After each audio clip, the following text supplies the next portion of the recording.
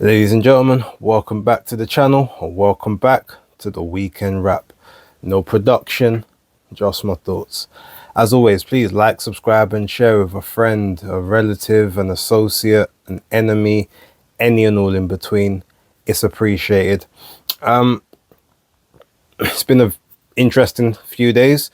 Obviously, I've been out. I was in Birmingham taking in the Liam Davis versus Shabazz Masoud card. I want to kind of, start off there. I managed to make it up to the press conference a little bit late, but I got there. I saw a few people, a few familiar faces. Shout out to Raven Chapman. I saw Raven while I was there. We had a nice sort of long chat just regarding, her experience in Saudi Arabia. And, I'm sure, no doubt that she will be back bigger and better in the near future. Few other people that I saw Tyler Denny came to the press conference as well towards the end, so it was good to catch up with Tyler. He looks in good spirits. He's just waiting for the next sort of the next fight for him. And yeah, it was an interesting press conference from what I saw. Won't really speak too much on it. Shout out to JD Dyer. We had a nice long conversation while the press conference was going on, talking about a few different fights, few different topics, just a bit of life in general. And as always, shout out to October Red, who's always hard on the graph, doing her thing. If you guys ain't subscribed, make sure you do subscribe. I'm sure you all are already, but yeah, brilliant content, and I know she just uploaded a bunch of good new content for today as well. I can't actually talk much about the Queensberry card because I didn't see a lot of the fights. There was a couple of the preliminary fights that was on. Now I didn't see those because I got there a little bit later. I got there just before the main broadcast started, and I saw I think I saw maybe a heavyweight debut, and then I saw I think it's Jermaine, is it Osborne Edwards? I think I saw that fight, him and Ethan James. But then from there, I was pretty much out the back, pretty much from the time that Ezra Taylor fought Kristaps Bumostars, and that 24-second knockout, which I still actually haven't seen because I literally looked down at my phone for like 2 seconds, and then all I hear is this big roar, look up, and Bumostars is like all over the place trying to get his feet back, and he's wobbling all over, and the referee jumps in and waves the fight off.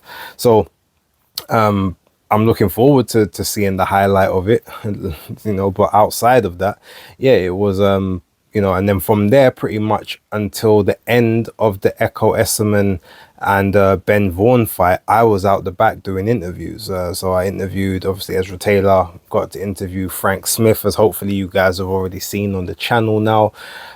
Yeah, and then I get told that Echo Esserman and Ben Vaughan could be like British Fight of the Year. So I missed it.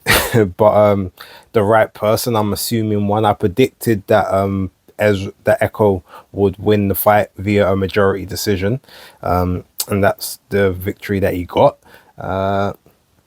So yeah, I mean, shout outs to him. Chantel Cameron, I did see her, and Patricia Bagalt. That fight, I scored it the same as one of the referees, which was 99-91.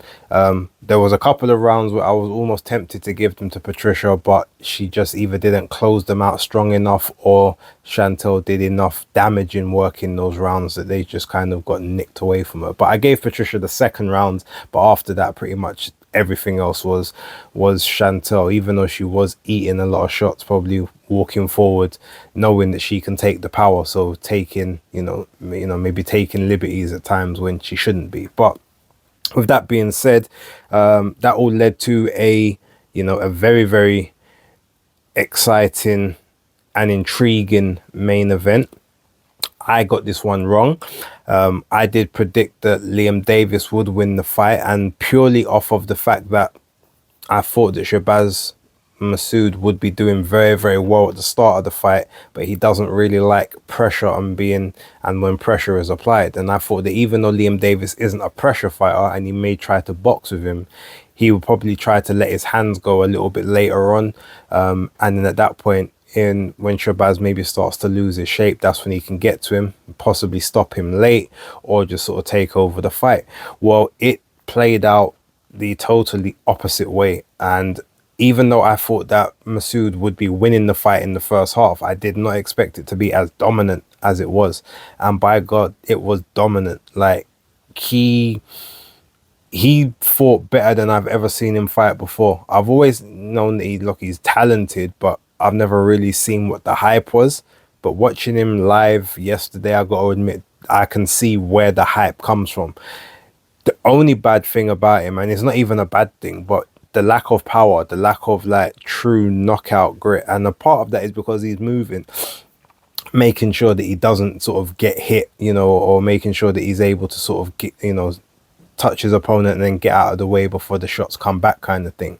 But if he just had a bit more snap, a bit more pop, like he would be a much more dangerous threat, especially for like those those upper world class level guys.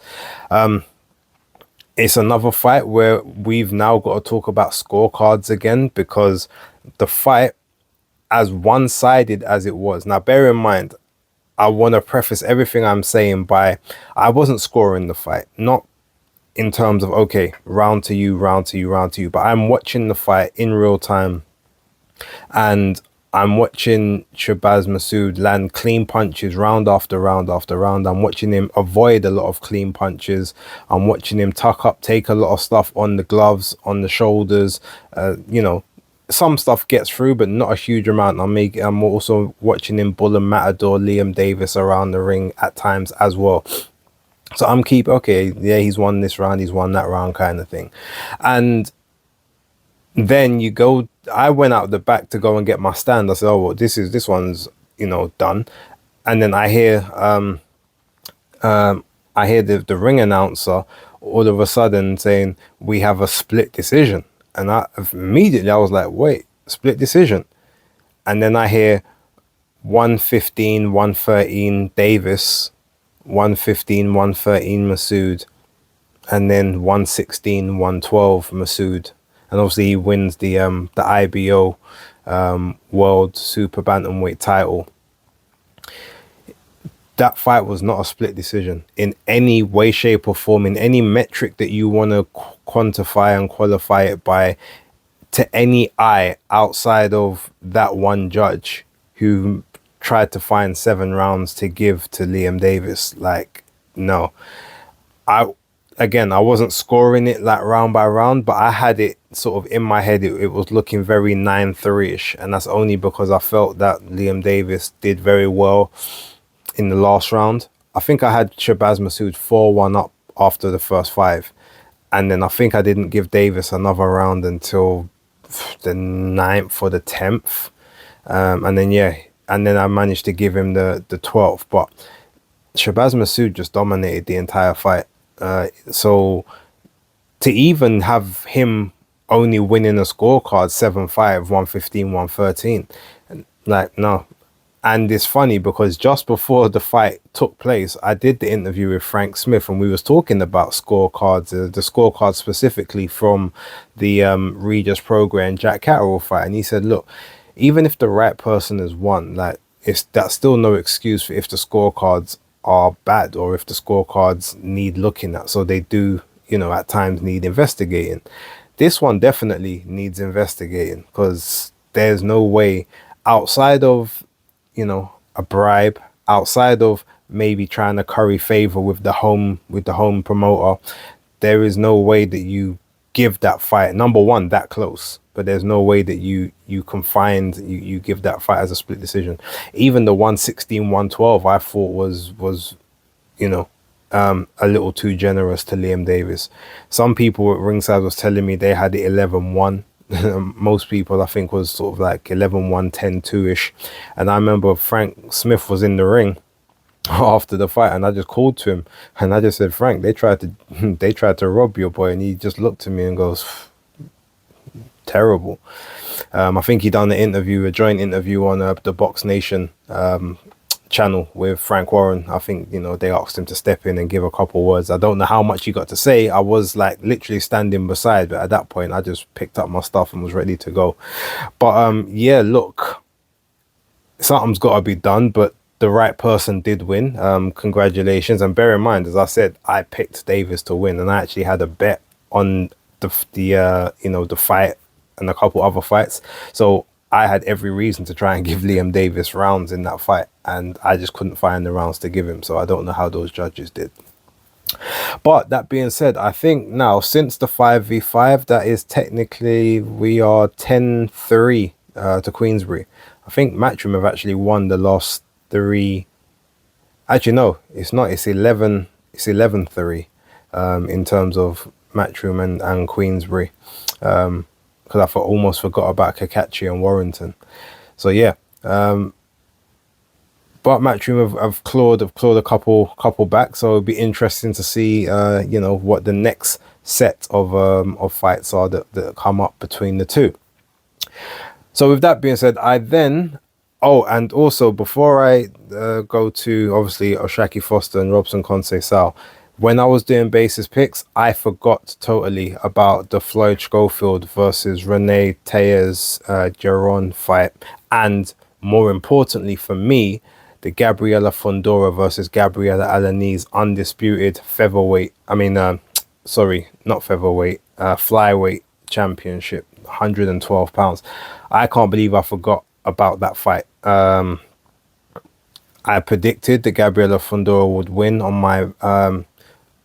my predictions league.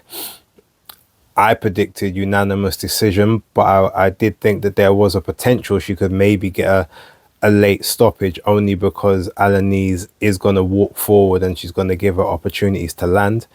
Watching the fight, it was a great fight to watch. Look, Gabriela Fundora, Sweet Poison, that's an apropos name, because in those lower weights, like 108, which she's even flirting with the idea of going down to 108, the girl's 5'9". She's just a couple inches shorter than me, and she's making 112 pounds, and she doesn't even walk around particularly that big outside of camp. So yeah, she's making these weights with girls that realistically at 112 pounds are like 5'1", 5'2". Now, yeah, that doesn't always mean that she's guaranteed to win, but she's just so much bigger than these girls. The wingspan, to be able to hunker down, not having to use her feet as much, so she can literally sit on the shots. And the shots that she was catching Alaniz with, it goes to show the kind of heart and the kind of chin and resistance that Alaniz has, because those shots really would have been knocking people down from round 1 and 2. It took her 7 rounds to get Alaniz on the canvas, but when she got her there, geez, that second knockdown especially was brutal.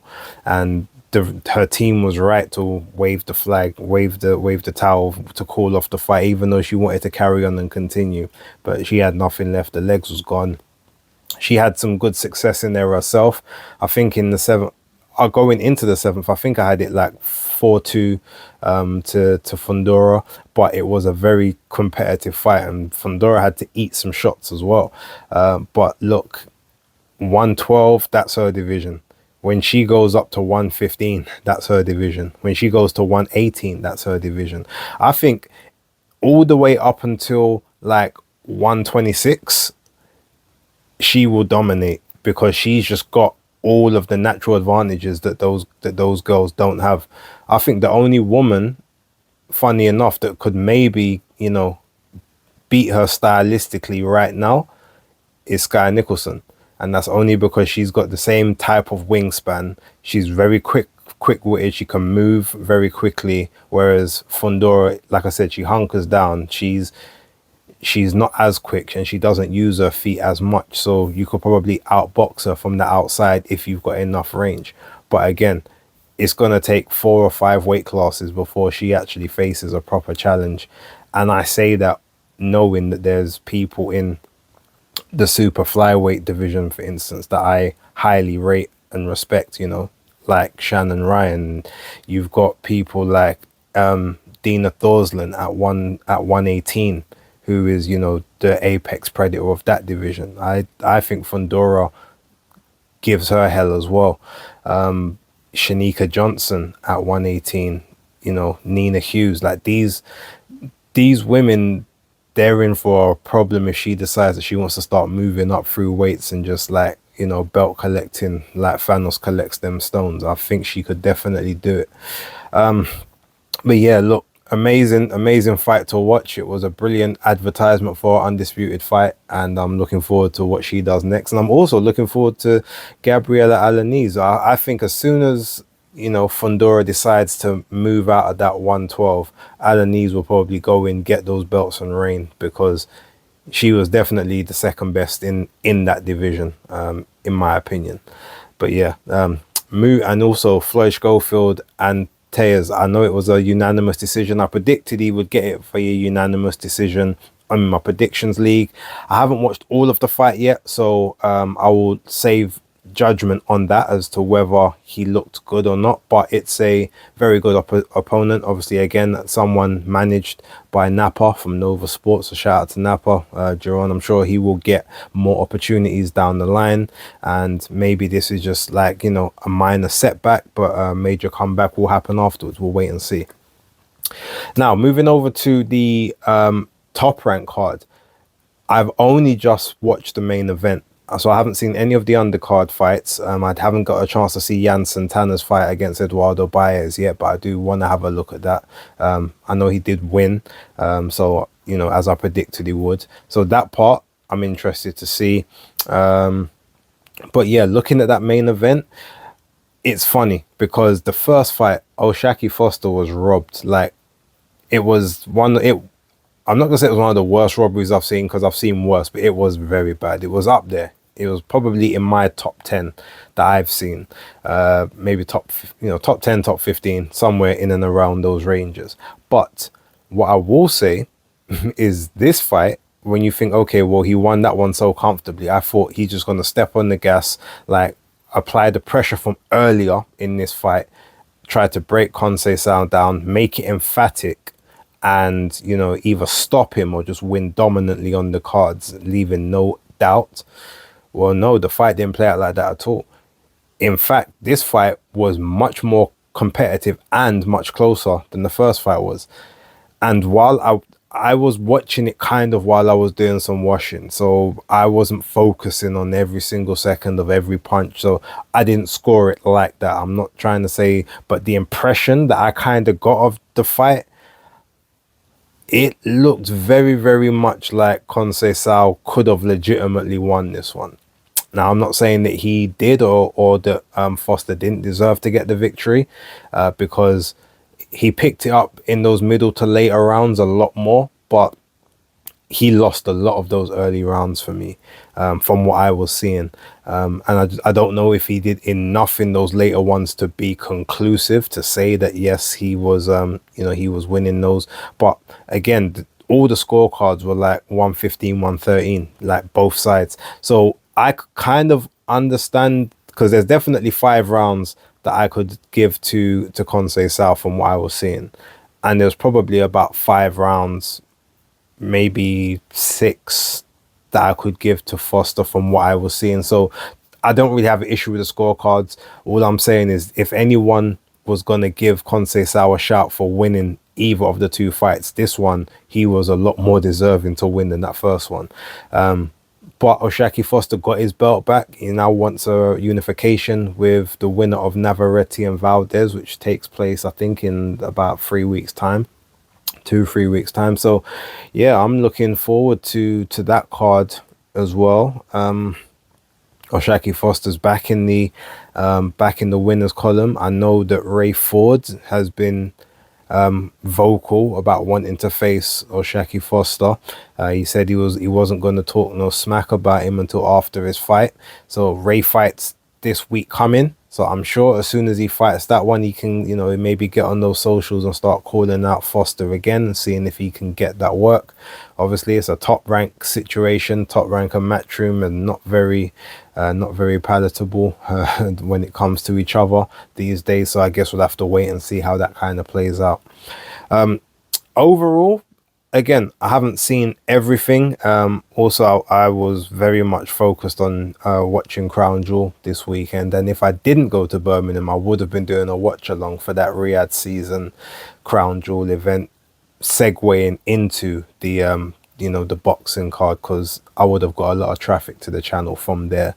But yeah, I'll save those conversations maybe for the casual stream that will be back on Tuesday. I'm actually got a work from home day at work, so not only will I have a casual stream, the episodes will be back. We will be doing episodes again, and moving forward we're going to try to get 2 episodes out a week, as well as a casual stream, as well as trying to do the interviews as and when they come up, plus basis picks and, weekend wrap and all that good stuff. I'm going to try to get back to that, sort of that consistent content where we was getting sort of 5, 6, 7 videos out a week on the channel. Can't promise it, but that's what I'm going to aim for. And I'm gonna try and do sort of membership stuff as well. So anyone who's not a member, join that membership, and then obviously that gives me more impetus to do more members only content, members only streams, things like that.